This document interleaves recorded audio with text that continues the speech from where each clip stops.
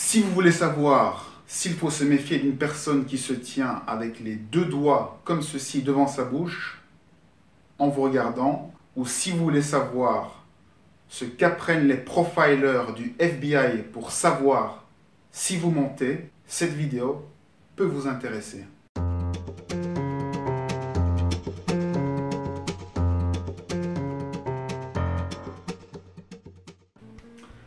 Quelles sont les techniques utilisées par les profilers du FBI pour déterminer si une personne ment ou si elle dit la vérité?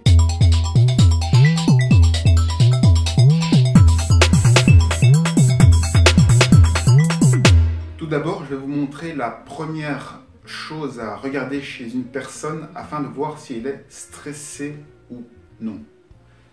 La première chose à regarder, ce sont les mains de votre interlocuteur. Plus les mains sont serrées et tendues, plus votre interlocuteur est stressé. Si quelqu'un marche et qu'il a les poings serrés ou les mains fermées, plus ses mains sont fermées et serrées, plus son état intérieur est tendu.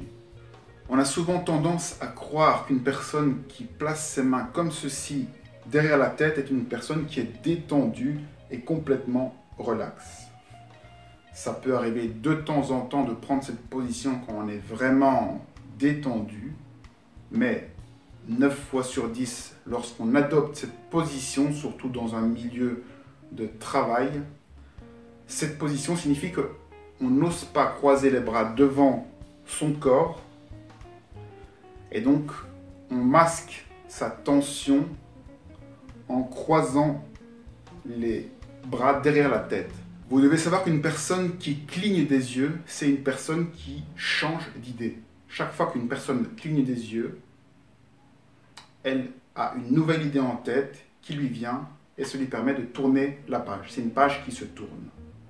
Si on le fait souvent et rapidement, si on enchaîne le clignement d'yeux, ça veut dire qu'il y a beaucoup d'émotions, beaucoup d'idées qui se bousculent dans la tête et ça veut dire que la personne est plutôt stressée.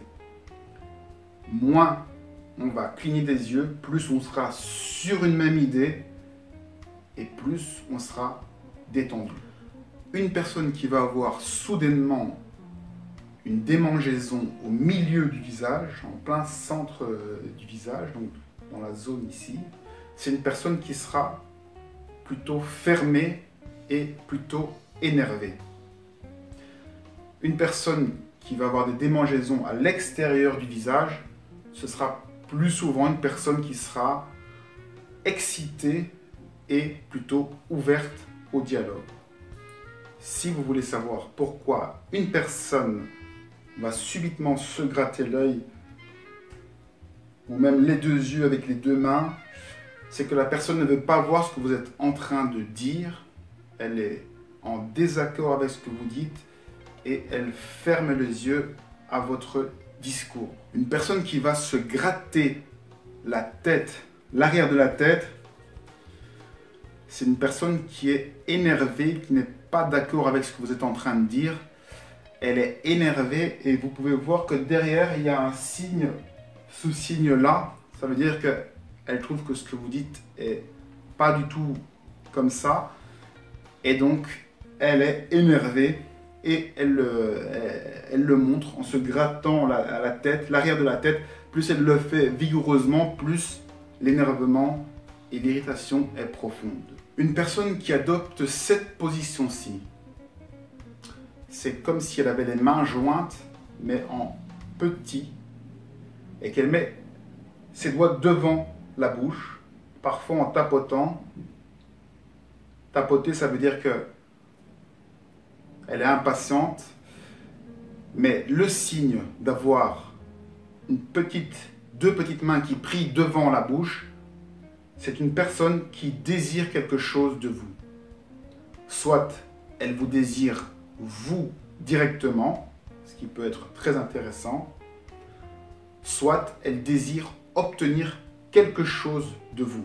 Elle a quelque chose à vous demander et elle veut l'obtenir par un moyen détourné, sinon elle vous le dirait directement.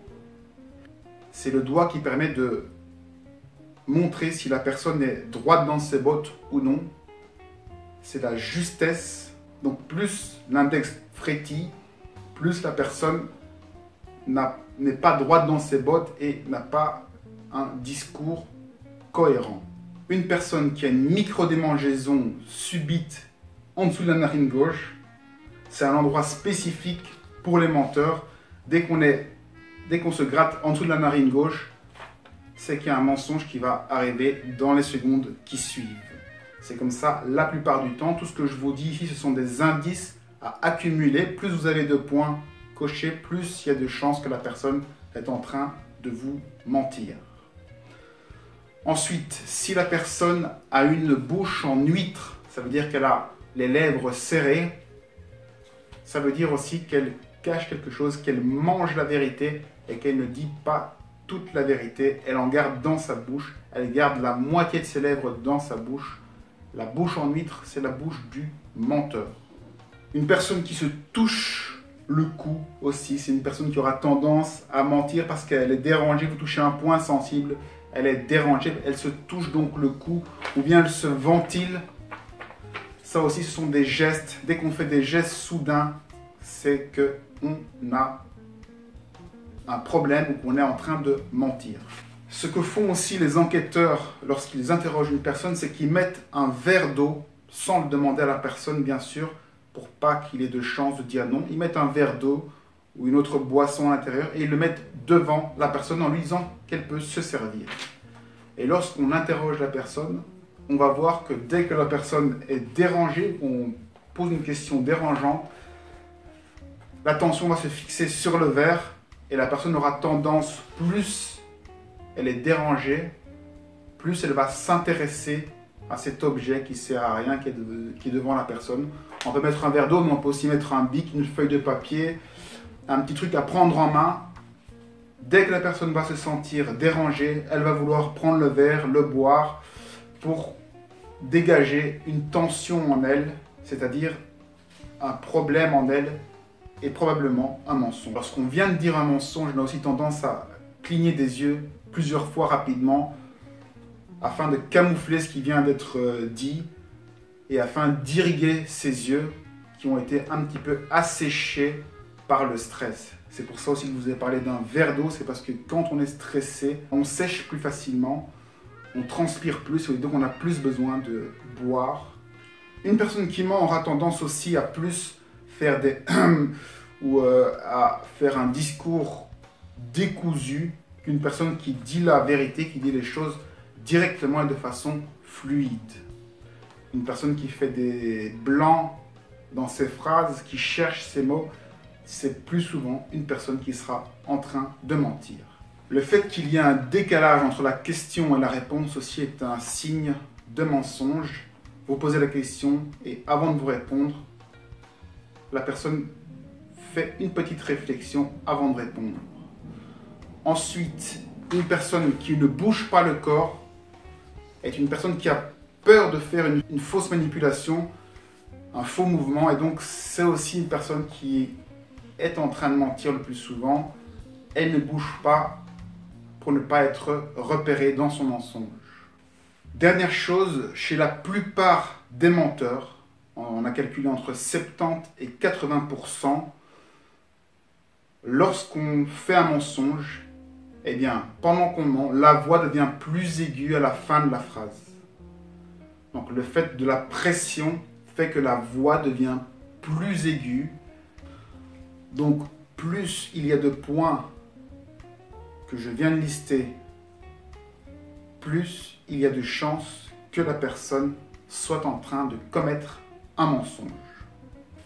N'hésitez pas, si vous-même connaissez des gestes ou avez découvert des gestes qui permettent de deviner ce que la personne est en train de penser ou d'exprimer, envoyez-les-moi en commentaire afin que je puisse les intégrer à ma prochaine vidéo.